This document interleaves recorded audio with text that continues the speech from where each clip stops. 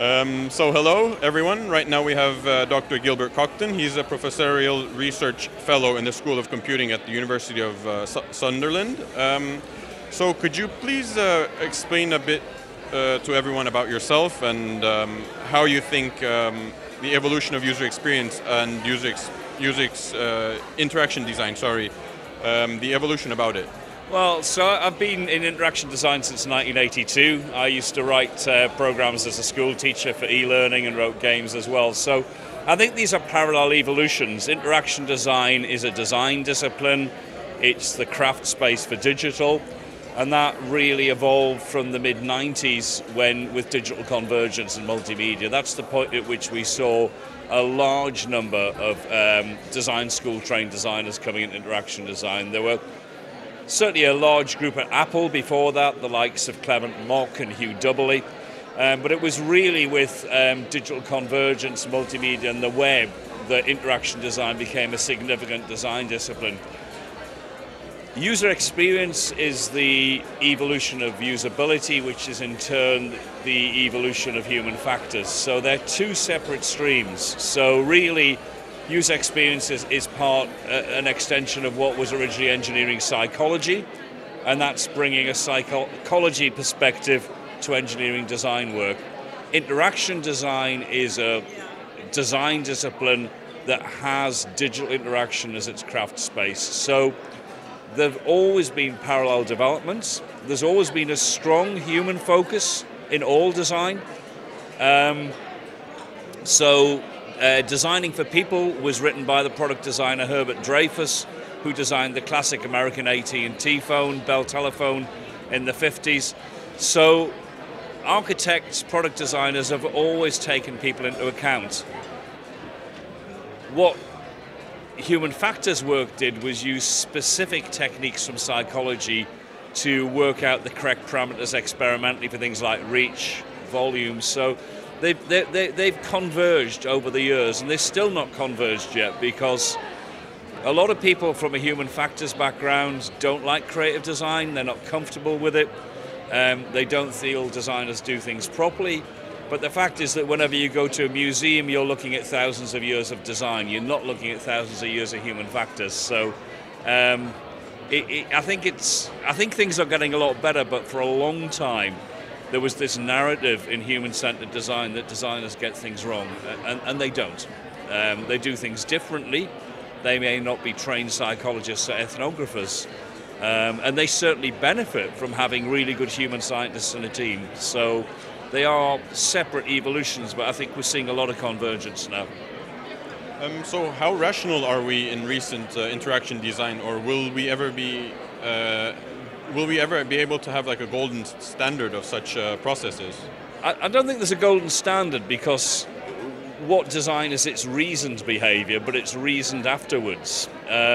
It's not rational in terms of having a rational plan in advance, and you can only have a plan in advance for something you've done before. So if at that point you're as much configuring as designing, if you're designing a fence for somebody's back garden, that's usually not a difficult task. And that can be a very rational process with an upfront plan. So it really depends on what you mean by rational. If you mean that it's reasonable, then design has always been reasonable. It's just the sort of reasons that designers give are not the ones, again, that human scientists are often happy with, because there's not the evidence there that they would like to see. But a lack of evidence does not stop a design being successful. It improves your confidence in it, but it's not a showstopper. So I think design is reasonable for those designers who want to reflect, and for those designers who want to give an account of their work. It always comes out as very reasonable. Some don't. Some people just like making things and showing them. So I think the key thing is there's a range of practices from design. So in craft spaces like furniture making and fashion design, people may work very tacitly and intuitively, but if you're on a large team with a client who needs to understand what's happening, you've got to rationalize what you're doing. So, in advertising, there would be a very clear rationale behind a proposal for an advertising campaign. So the short answer is it's always been reasonable. Will there be a gold standard? No. Because a gold standard would say you would have a single plan that would work in advance for everything. And that's just nonsense for creative work. So this is a manager's dream, but managers aren't designers. Yep. So how do you think we can incorporate more creative approaches to not so creative processes? Employ creative people. and that's what's been happening.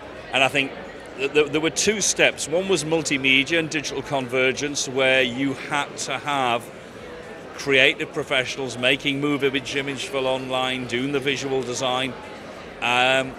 But you could get away on a lot of websites without doing that, and they were very poor visually. I think the big difference has been apps.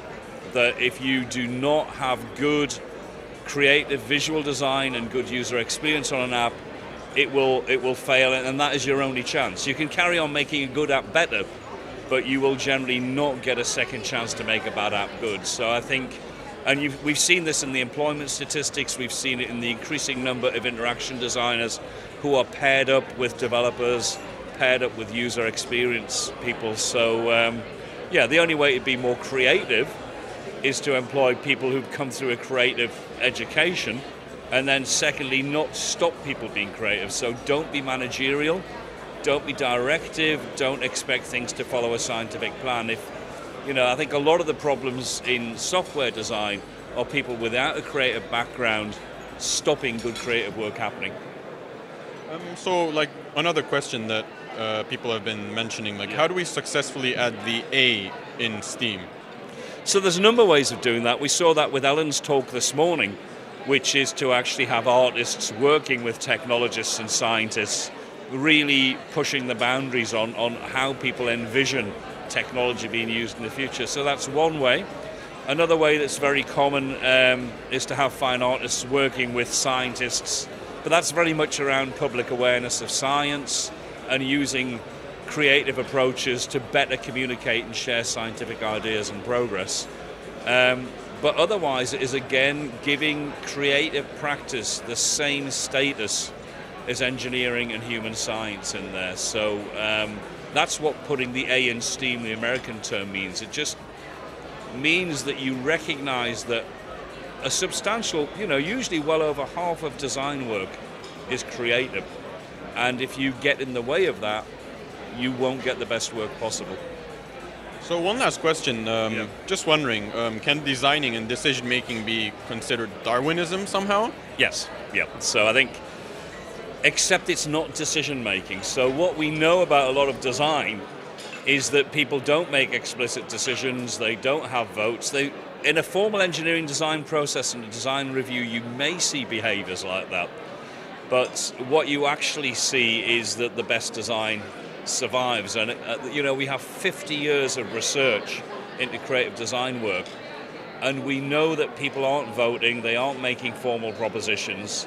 It's just eventually a favored design will come together, and so it's not about decision making. So there's a key paper by Davis and Talbot where they use the analogy of an imago, the final state of a winged insect, where all of a sudden the butterfly comes out. And that is not a decision, that is just what happens when everything comes together. And I think that's one of the difficulties with people who don't have a creative background, is to get very worried when they don't see progress, where they don't see milestones being hit, and they see people playing around all over the place. So, one of the jokes in design research is where you've got a scientific design researcher who, leaves the room at the wrong time because they have to go out, and when they come back something magic's happened. If you're not a designer, it is very hard sitting in a design meeting and knowing what's happening. So John Hughes, who was a fantastic work ethnographer at Lancaster, 25 years ago, I sat talking to John. He'd been watching the software design researchers at Lancaster, and he could not work out what was happening. He just said it was just beyond him. And I think there's just so much tacit understanding and non-verbal behavior in design work that if you're not a designer, if you've not been involved in studio education, if you've not gone through studio education, you will just not know what's happening. And I think that's part of the decision. So it is Darwinian, but it's not Darwinian that marks itself out in a way. It doesn't have subtitles for the heart of thinking. You either get it or you don't, and I think that's the difficulty. And that sounds quite arrogant and exclusive, but the fact is that designers don't sit working out things step by step. They are in a process where they leave a lot of things open, they don't discard things, they keep things on the agenda until they can see how it all comes together. And that's a great day, because until that point you're really worried that the whole thing's going to fall over and you're going to look stupid. So thank you again, Gilbert. It was a pleasure chatting with you, and hope to see you again soon. Okay, thank you. Thank you very much.